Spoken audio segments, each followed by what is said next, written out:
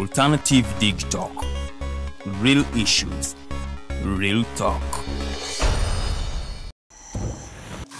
Are you craving for that special meal that will entice your taste buds and leave you with lasting thrilling memories? Look no further. Spice Island Bulenga has got your answer. Natural, fresh and delicious juice, the best meals. Don't miss our daily specials from Monday to Sunday. Pizza Wednesday, Saturday Pizza Bonanza, you buy one and take two. Come dine with us and feel the experience. We are located at Prime Shopping Center in Bulenga, Mitiana Road. For inquiries, call us on 0704111720. Spice Island, we treat your cravings.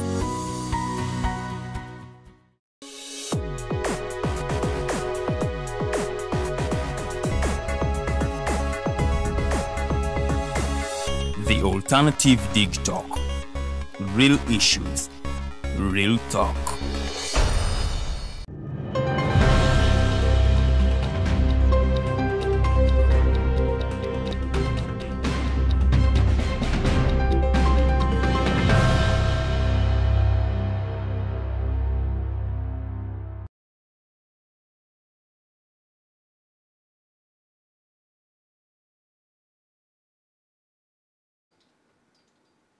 Amacha amalungi go wenna gyosinzidde okubanga otukererako oba wasiibye otya oba akawongeza akalungi okusinziira mu ggwanga n'enkyukakyuka y'essaawa gy'olimu, abamu bwakakya, abamu bwakawungeera, abamu malaga byamisana, abamu mugafuna kacaayi. So wenna awooli w'osinzidde tukwaniriza nate ku programu yaffe eno The Mighty Drive, era nga kano akanyomero kabaka Mighty Global News Updates nga tukubiramu etochi kubimu kwebyo ebikoze amawulire mu nsi yonna okusinga ddala wano ewaffe ku butaka e Uganda. Nze mukose Arnold Anthony era nga ntuuliddemu omumbejja Luwede Lilian, era nga wena maze updates zino omumbejja Bikobere Farida ajja kubanga naye abatuusaako enteekateeka ne programu yaffe nga tukyaziza leero muna NUP ono munankyukakyuka amanyiddwa nga Habibu Buwembo, era nga y'omu kwabo abanyigira butereevu mu kulaba nti beekalakaasa nga batambula boolekera ssetteeserezo w'eggwanga Uganda, era yeyo kyekifaananyi ekyasinga nnyo okutrendinga ng'awanise emikono mu bbanga. So anaaba ayogerako eri eggwanga okutubuulira bo bawangula ki, bafunamu ki, basalwawa wawe batatuukiriza biki ebinookyusibwamu, naye nga sinagenda eyo munzikirize njagalize omumbejja Sise Nakimbugwe amazaalibwa amalungi. Mukwano gwaffe, maama waffe, mwanyinaffe, senga waffe, tukwagaliza amazaalibwa amalungi. Olunaku luno lunaku lwa nkizo nnyo, lunaku lwa njawulo nnyo, era ng'ojjaguza olunaku luno tusaba Katonda akkirize essala zo zonna, akkirize ebiruubirwa byo okutuukirira, era nga tukukwasa eri Omutonzi nga tugamba nti yekka yasobola okwanukula ssaalayo, era nga twebaza abazadde bonna, omuzaana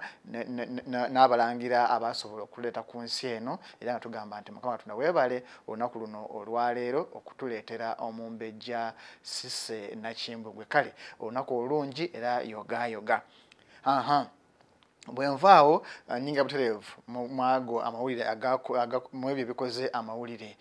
olunaku olw'akawungeezi n'amakya ga leero, era nga twogerera ssaawa zino omukulu Edrisa Musuuza ye muwabuzi wa president ku nsonga ez'ebyo ebiyiiye, nga mwe mugwa abayimbi bannakatemba, abasiiga, bonna ba creatives. So bwe twogerera nga ye muwabuzi wa President Museveni ku nsonga ezo ez'ebiyiiye babiyite creatives. Kale yogayoga mukulu Edrisa Musuuza bangi gomanyi nga Eddie Kenzo. Ensonga z'ebyobufuzi zirinnye enkandaggo nga twolekera okulonda kwa 2026 buli nkambi ez'obutesagga, era nga ezeemazeeko nga muwogo wansi mmere,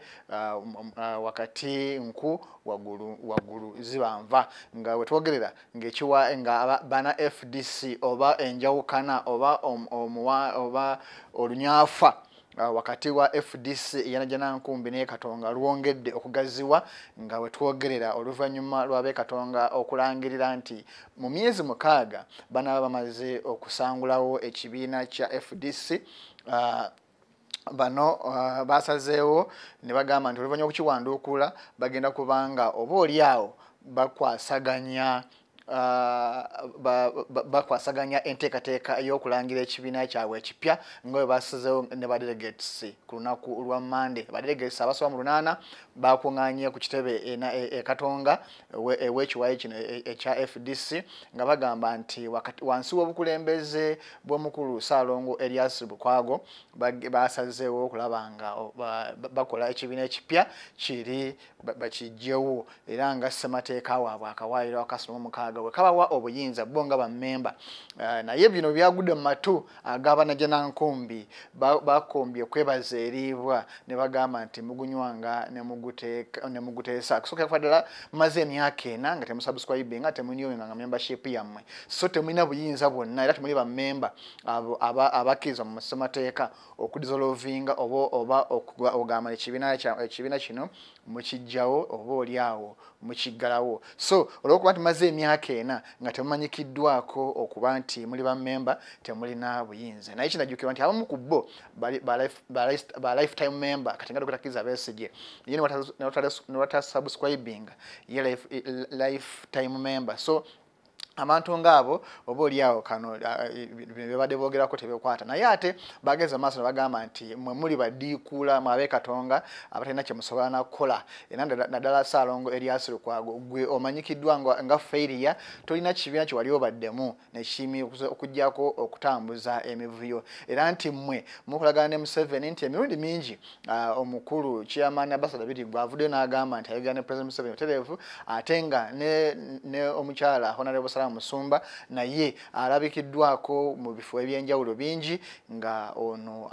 ali President Museveni. So kino kiraga bulazi nti mwe abali obutereevu ne President Museveni nenkolagana ne President Museveni era nga ye agamba nti oba oliawo mwe emifo gye muleese giraga bulazi nti mukolera President Museveni nti kubanga bwe mwate mukolera President Museveni lwaki omuntu ayagala enkyukakyuka ovaayo n'ogamba nti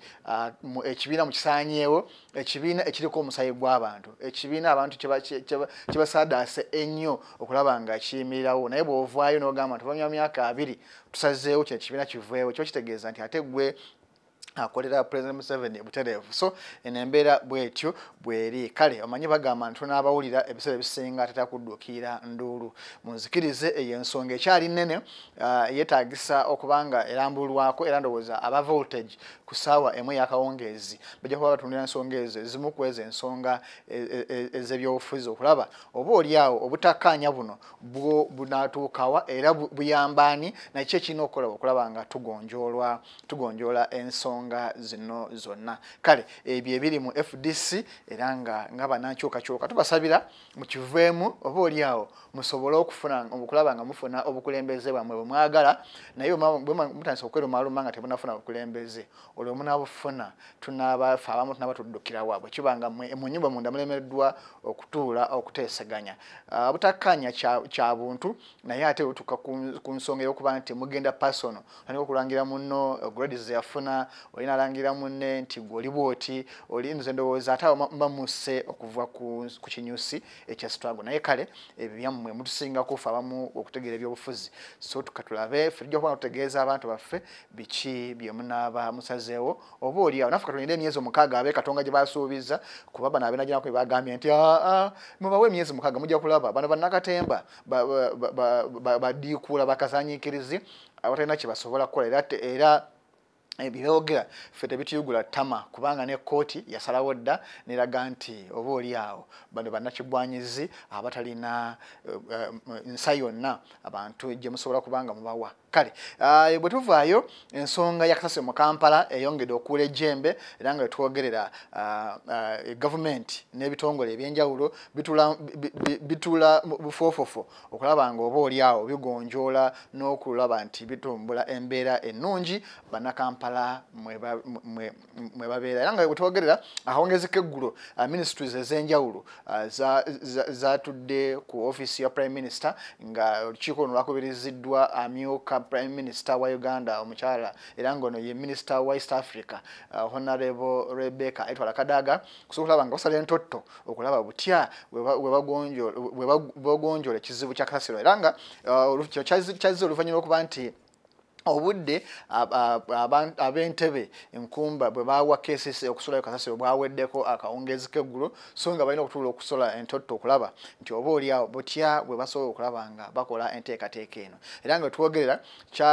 kyasaliddwawo nti Entebbe tekyasobola kuwanirira kasasiro naddala ava mu Kampala kubanga kyazuuliddwa nti kya bulabe eri Victoria n'obutonde obw'enjawulo era ne bakikaanyaako mu kaseera akatono kano nti bagira basuulako eddundu mu mukono baswayo kasasiro oyo nga bwe bakulaakulanya ekifo eky'Enansana gye bagenda okubanga bagira basuula kasasiro ono okusobola okulaba nga oba oliawo awanirira era nga ab'Emmenvu mu kitundu ky'Emmenvu omunaasa municipality bagenda kugira nga bali serving kasasiro ono era nga enteekateeka ey'okulaba nga balongoosa kuba babawadde obukwakulizo ne bagamba nti fe okulwa serving kasasiro wammwe okusookera ddala mulina okusobola okutukolera amakubo agagenda eyo era nga ministry y'ebyenguudo ng'ekulembeddwamu General Katumba Wamala batandikiddewo ddala omulimu gw'okulaba nga oba oliawo basenvula n'okulongoosa amakubo gano mu kaseera kano nga bafuna investor oba oliawo anaakulaakulanya ekitundu ky'eddundu mu mukono abagenda batandika okusuulibwa kasasiro ono mu bbanga kuba eno just a short time naye mulongo term arrangement kasasiro agenda kupanga atwalira eddundu naye nga batatese okufuna abamu kwa investors okusobola okulaba nga oba oliawo basobola okukenenula kasasiro ono okufunamu ebintu ebirala so eyo embeera ya kasasiro n'obujama bwe buyimidde mu Kampala. Ensonga endala bwe tuvaako awo aba Church House Church of Uganda ya receives ekyapa kyayo ekya Church House oluvannyuma lw'okumalayo ebbanja oba looni obuwumbi 6 obadde bugibanjibwa so Church of Uganda n'abakristaayo bonna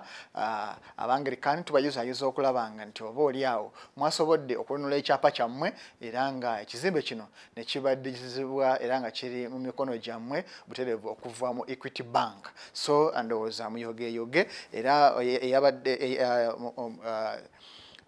mukulu Kazimba Mugalu Stephen Makulia Church of Uganda yabaddewo okurisivinga ekyapa kino era nga omukulu John Musinguzi yeebazizza Church of Uganda okusobola okulaba nti yalwanye okulaba nga yeddiza obuyinza ne full control ey'ekizimbe kino kale bwe tukkirira akadde kantwala kantindiggwa omukulu bangi mumanyi afande Alinayite Bwana ono Alinayite Bwana bw'atamumanyi bw'ojjukira omwami oba omusirikale eyakoona endabirwamu ya Dr. Kizza Besigye emyaka gisoba mu 10 emabega awo n'amukoona bubi n'akoona ennyumba n'akoona ennyondo emmotoka ye ne bamufuya tiya gas eyabula katono okumutta ono olwaleero atawule nemba na misango gyekuusa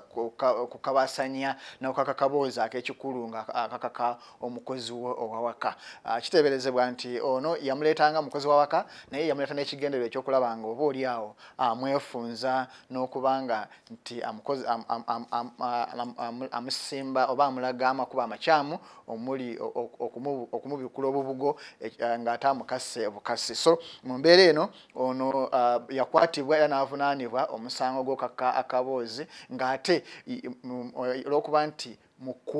mukwasa amateeka era nga mukuumaddembe yali badde amanya amateeka ate kyeyakola yatyoboola eddembe ly'omuntu era guno omusango guli mu maaso gwa mulamuzi Byabasaija era nga bwe twogerera omusango guno gwayongezeddwa paka 17 October era nga state oba prostitution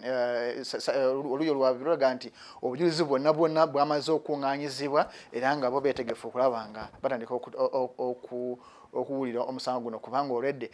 bamukomitinga dda okuva mu kkooti ya wansi n'agenda mu kkooti enkulu era nga bano omulamuzi yasabye oluyi luweeyo obujulizi bwonna bwe bugenda okwesigamako mu kuwoza omusango guno buweeyo oluyi ne bannamateeka b'omukulu omulamuzi